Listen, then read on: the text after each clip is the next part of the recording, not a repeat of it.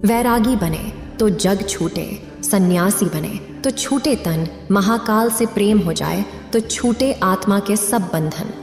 चिड़िया की शिव भक्ति और चिड़िया वाली बूढ़ी माँ की कहानी मैं आप सभी को सुनाने वाली हूँ। चिड़िया वाली बूढ़ी माता का मंदिर जो कि गुजरात में स्थित है, यह एक सच्ची कहानी है। अगर आप यह कहानी सुन रहे हैं तो पूरा सुनिए। इस कथा को आधा अधूरा छोड़कर जाने की गलती मत करिएगा, क्योंकि इस पवित्र कथा को आधा अधूरा छोड़ने से आपको पाप भी लग सकता है। इसलिए इस कथा को पूरा सुने। आप शिव भक्त हैं तो भोलेनाथ का अनादर ना करें। विश्व प्रसिद्ध बनारस के विश्वनाथ मंदिर काशी विश्वनाथ का दर्शन कराते हुए हम इस कहानी को शुरू करते हैं। प्रीति करो महादेव से, मत मांगो फलदान, टज कर फल की कामना, करिए भक्ति निष्काम। एक गौरैया पक्षी का जोड़ा एक बड़े से मंदिर में उसके पास स्थित पेड़ पे रहा करती थी, और उस शिव मंदिर में जब भी पूजा पाठ, सुबह शाम जब भी आरती होती, तब वो दोनों पक्षी, वो दोनों चिड़िया उस मंदिर में आते और भगवान शिव का आराधना करने लगती और घंटों घंटों बैठे महादेव की भक्ति में लीन रहते। इतनी भक्ति करते, निराधार भक्ति करते कि उन्हें अपने तन मन का, अगल बगल के होशो हवास का कोई पता नहीं रहता। उन दोनों पक्षियों का रोज का यही नियम था। सुबह शाम जब भी मंदिर में घंटी बजती, आरती होती, तब ये पक्षी उस मंदिर में पहुंच जाते और भगवान शिव का आराधना करने लगती। उसके बाद अपने बच्चों के लिए और अपने लिए चारा पाने का व्यवस्था करती। उन दोनों पंछियों का, दोनों चिड़ियों का यही रोज का नियम था। और उसी मंदिर के बगल में थोड़े ही दूर पर एक बूढ़ी माँ का घर था। उस बूढ़ी माँ की कोई संतान नहीं थी। उनके आगे पीछे देख रेख करने वाला उनका कोई नहीं था। वह अकेले अपना जीवन व्यतीत कर रही थी और उस बूढ़ी माँ को पक्षियों के प्रति बड़ा लगाव था और चिड़ियों को, पंछियों को बहुत प्रेम किया करती थी। उनके लिए रोज नित्य प्रति अपने घर की छत पर पानी, दाने, यह सब चीजें डाला करती थी। उस बूढ़ी माँ का यही काम रोज का था और वो दोनों चिड़िया उस बूढ़ी माँ के छत पर आते और आसानी से दाना चुगते, खाते पीते और उसमें से कुछ अपने बच्चों के लिए अपने साथ ले जाते।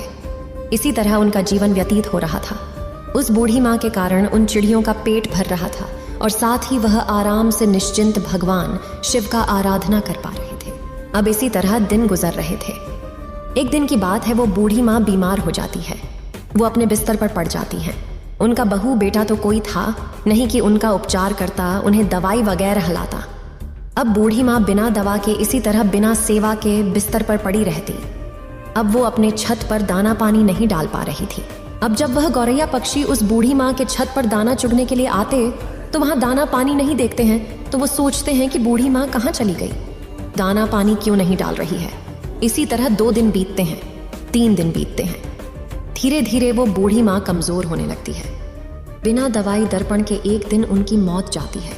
अब जब वो पंछी देखते हैं कि बूढ़ी माँ का कोई पता नहीं चल रहा है और छत पर दाना भी नहीं डाला जा रहा, तो वो घबरा जाते हैं और बहुत ही परेशान होते हैं और उस बूढ़ी माँ को पूरे गांव में आस पास ढूंढने लगते हैं, खोजने लगते हैं। खोजते खोजते दोनों थक जाते हैं। तो उसमें से जो मादा गौरैया थी वो अपने पति से कहती है, स्वामी, बूढ़ी माँ का कोई पता नहीं चल रहा है। बूढ़ी माँ कहाँ चली गई? वो हमें दाना पानी दिया करती थी और अन्य पक्षियों का देख रेख किया करती थी। वो कहाँ गई? हमने कितना उन्हें ढूंढा लेकिन वो मिली ही नहीं। अब हम क्या करें? उस गौरैया का पति कहता है कि प्रिय, हमने हर जगह बूढ़ी माँ का तलाश कर लिया, बूढ़ी माँ कहीं नहीं मिली। एक जगह हमने उन्हें नहीं देखा, उनके खुद के घर में। हमें उनके खुद के घर में जाकर देखना चाहिए, शायद वो बीमार तो नहीं। अब यह कहने के बाद वह गौरैया पंछी बूढ़ी माँ के घर चले जाते हैं और जब अंदर जाके देखते हैं तो बूढ़ी माँ अपने बिस्तर पर लेटी हैं। उनके शरीर में कोई हलचल नहीं। उनके चेहरे पर, उनके बदन पर मक्खियाँ भिनभिना रही थीं। वो पंछी अपने पंखों के खड़खड़ाहट से उन मक्खियों को हटाते हैं। बूढ़ी माँ को जगाने की कोशिश करते हैं लेकिन उनके शरीर में कोई हलचल नहीं। अब गौरैया का पति कहता है कि प्रिय, बूढ़ी माँ अब इस दुनिया में नहीं रही, उनकी मृत्यु हो चुकी है। ये देखने के बाद दोनों पंछी बहुत ही निराश, बहुत ही उदास होते हैं। उन्हें बड़ा ही दुख होता है। अब उन्हें दाना चुगने के लिए दूर दूर जाना पड़ता है। अब इसी तरह शाम हो जाती है। शाम को जब मंदिर का घंटा बजता है, भगवान शिव की आरती होने लगती है। तब वो दोनों पंछी उस मंदिर में पहुंचते हैं और एक पैर पर खड़े होकर भगवान शिव का निराधार भक्ति करने लगते हैं, उनका जप करने लगते हैं। 1 घंटा बीतता है, 2 घंटा बीतता है। इसी तरह बहुत लंबा समय बीत जाता है। इसी तरह बिना खाए पिए लगातार महादेव का भक्ति करते रहते हैं। ऐसा करते करते 1 महीने बीत जाते हैं। उन पक्षियों ने महादेव का भक्ति करना छोड़ा नहीं। महादेव का भक्ति करते रहे। ये चीज़ देख के महादेव भोलेनाथ बड़े ही प्रसन्न होते हैं और उन पक्षियों को दर्शन देते हैं और कहते हैं, हे गौरैया, तुम्हें क्या चाहिए? तुम जो मानूंगी मैं वो दूंगा।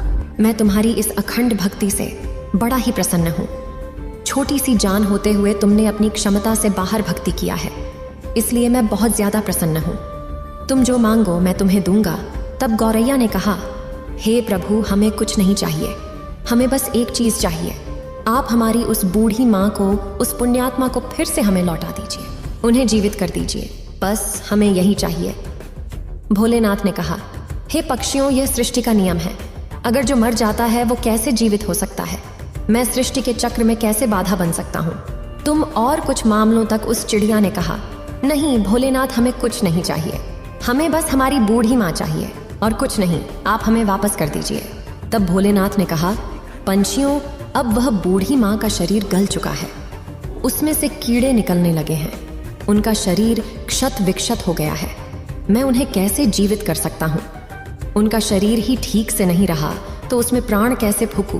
तब वो दोनों पंछी, दोनों पति पत्नी हठ करने लगते हैं और कहते हैं, प्रभु, आपने हमें वचन दिया था कि तुम जो मानोगे मैं दूंगा, तो प्रभु आप अपने वचन से पीछे हट रहे हैं।